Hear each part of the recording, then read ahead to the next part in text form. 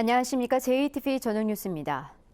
전북은 오늘 낮부터 고창 5cm, 진안 4cm 등 대부분 지역에 눈이 내렸습니다. 이번 눈은 주말인 내일 오후까지 더 내리겠습니다.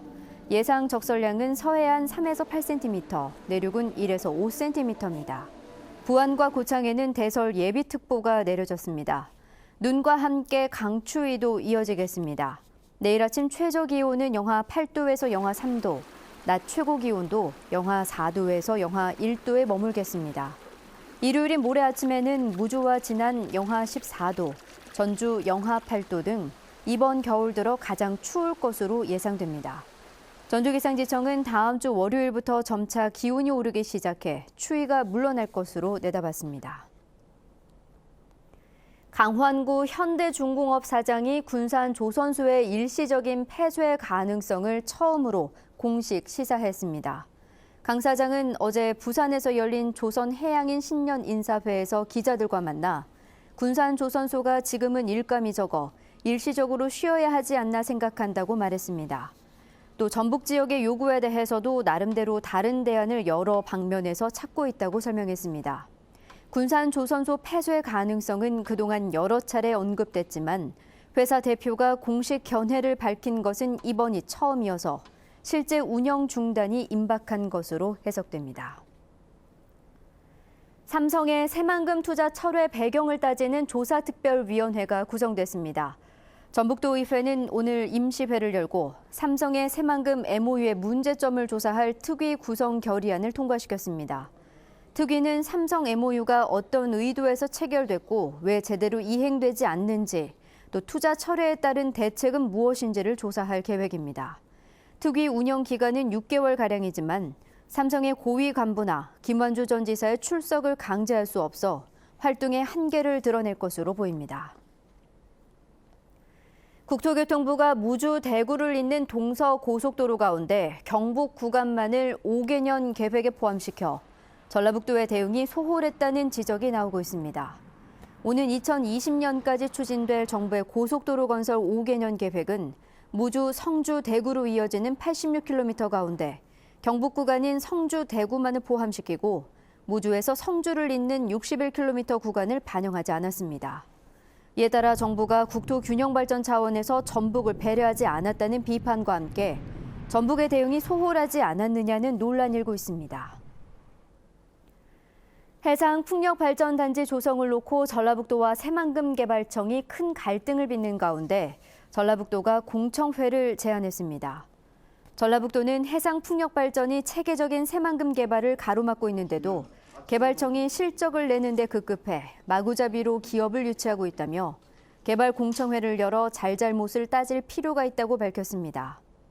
이에 따라 다음 주 화요일 전북도청에서 기자회견을 열 이병국 새만금 개발청장이 공청회 제안에 어떤 반응을 보일지 주목됩니다. AI 확산을 막고 토종닭 농가의 피해를 덜어주기 위해 토종닭 21만 마리를 수매한 뒤 시장에서 격리합니다. 전라북도는 정읍과 김제 등 14개 농가에서 모두 21만 마리의 토종닭을 사들이기로 하고 우선 4만 7천 마리를 수매했다고 밝혔습니다. 수매 대상은 사육 81령 이상 된 토종닭으로 계열 농가의 물량은 포함되지 않습니다. 고등학교 학부모들로부터 걷는 학교 운영 지원비의 사용처가 불명확해 개선해야 한다는 지적이 나오고 있습니다. 전북도의회 최인정 의원은 학교 운영 지원비 징수가 금지된 초등학교, 중학교와 달리 고등학교는 학교 운영 지원비를 교원의 연구비와 재수당으로 충당하는데 이는 법에 맞지 않고 근거도 불명확하다고 밝혔습니다. 최 의원은 징수된 연구비와 재수당만큼 전북교육청이 학교에 지원하지 않아 학교 운영에 어려움이 많다며 학교 운영 지원비를 영양교사 충원이나 운동부 육성처럼 학부모들이 원하는 사업에 써야 한다고 주장했습니다. 전주시가 올해부터 소규모 공동주택 단지도 시설 개선비를 지원합니다. 전주시는 20년 이상 된 공동주택 단지의 공동시설 개선비를 올해부터는 5세대에서 19세대 이하 소규모 공동주택 단지에 대해서도 지원합니다. 지원 규모는 사업비의 80% 안에서 최고 2천만 원으로 다음 달 10일까지 신청을 받습니다. 불에 탄 차량에서 숨진 채 발견된 50대 여성의 살해 용의자로 이 여성의 남편이 경찰에 체포됐습니다. 군산경찰서는 55살 최 모 씨를 아내를 살해한 혐의로 붙잡아 구속영장을 신청할 계획입니다. 경찰은 최 씨가 지난 4일 아내를 살해한 뒤 범행을 감추기 위해 차량에 불을 지른 것으로 보고 있지만 최 씨는 아내 혼자 차를 몰고 나갔다며 혐의를 부인하고 있습니다.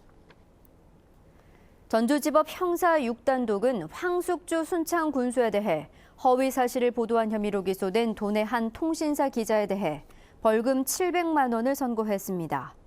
해당 기자는 지난해 1월 뇌물수수 혐의로 실형을 선고받은 순창 군수 전 비서실장이 받은 돈을 군수에게 건넸다는 취지로 검찰에 진술했다는 내용의 허위 사실을 보도한 혐의로 기소됐습니다. JTBC 8시 뉴스 예고입니다. 군산 연안도로가 확장 공사를 시작한 지 9년 만에 완공됐습니다. 금강 하곶뚝에서 군산 산업단지까지 이어져 물류비 부담이 크게 줄 것으로 기대됩니다. 얼마 전 불에 탄 승용차에서 50대 여성이 숨진 채 발견됐는데요. 경찰이 여성의 남편을 체포해 조사하고 있습니다. 수십억 원이 들어간 고창 90호 해수욕장 호환 정비 사업이 부실 논란에 휩싸였습니다. 주민들의 항의로 보수를 했지만 여전히 안전에 문제가 있다는 우려가 끊이지 않고 있습니다. 더불어민주당이 국민의당에게 전북도의회 행정자치위원장직을 양보해 첫 번째 협치를 일궈냈지만 국민의당은 부의장직을 추가로 요구하고 있습니다. 반복되는 의장단 갈등을 풀 해법을 알아봤습니다. JTBC 8시 뉴스에서 자세한 소식 전해드리겠습니다.